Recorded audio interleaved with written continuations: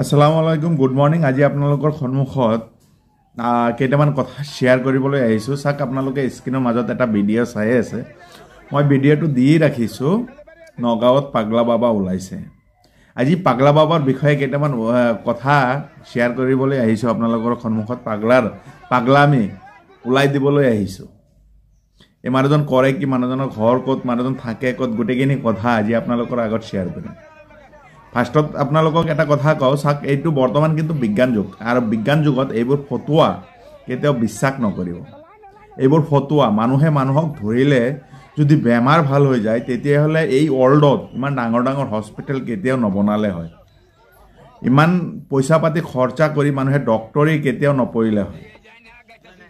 আপোনালোকে এটা কথা কওকচোন, মানুহে যদি মানুহৰ গাত এনেকৈ ধৰি দিয়ে বেমাৰ ভাল হৈ যায়, তেতিয়াহ'লে ডক্টৰৰ কি দৰকাৰ আছে? ইমান ডাঙৰ ডাঙৰ হস্পিটেলৰ কি দৰকাৰ আছে? মানুহে মানুহক ধৰিলেই ভাল হৈ যাব। চ' এইবোৰ কিন্তু মানুহৰ মাজত এটা ভুৱা ধাৰণা। চ' এই মানুহজন যে আছে, এই মানুহজন বিশেষকৈ শোণিতপুৰৰ চিৰাজুলিত থাকে। চিৰাজুলিৰ 1 নং নৌৰপুৰ গাঁৱত থাকে। এই মানুহজন তাতো 3-4 বাৰ এনেকৈ কৰিছে।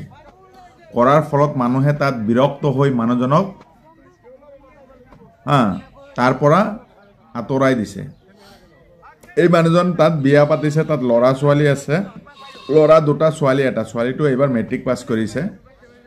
ঘনীয়েক আছে। সিহঁতক এৰি পেলাই সেই মানুহজন আজি 8-9 বছৰৰ পৰা উধাও হৈ আছে। উধাও হৈ এতিয়া শুনিছোঁ লখিমপুৰত কেইদিনমান আছিল, তাতো বিয়া পাতিছে। তাৰ পৰা উধাও হৈ এতিয়া নগাঁৱত আকৌ ওলাইছে। এতিয়া নগাঁৱত বহুত মানুহৰ ভিৰ, চাওক, বহুত মানুহৰ ভিৰ। সেই মানুহজনক মই কথাখিনি ক'বলৈ ওলাইছোঁ, যদি আপোনালোকে সেই মানুহজনক বিশ্বাস কৰে, বহুত ডাঙৰ এটা ভুল কৰিব। মানুহজন য'তে যায় ত'তে বিয়া পাতে, আৰু বিয়া পাতি ঘনীয়েকক এৰি থৈ গুচি আহে। চ' এই মানুহজন যে যিবোৰ কৰি আছে, বেমাৰ ভাল হয়, কিবা হয়, এইবোৰ নাটক। এইবোৰ কেতিয়াও এই মানুহজনৰ কথাত ভুল নাযাব। এই মানুহজন যিবোৰ কৰি আছে গোটেইখিনি কিন্তু নাটক। এই মানুহজনৰ কোনো অভিজ্ঞতা নাই, মানুহজনে একোৱে নাজানে। মানুহজনে জাষ্ট কিবা কিবি জানে, আৰু জানি পেলাই এইবোৰ কৰে। কিন্তু মানুহজনৰ বেমাৰ ভাল কৰাৰ মানসিক শক্তি নাই, মানুহজন কিন্তু নোৱাৰে। চ' এইবোৰ বিশ্বাস নকৰি আপোনালোকে যদি পাৰে ডক্টৰৰ ওচৰত যাওক, হস্পিটেলত যাওক, ডক্টৰৰ লগত পৰামৰ্শ কৰক, বেমাৰ ভাল হৈ যাব।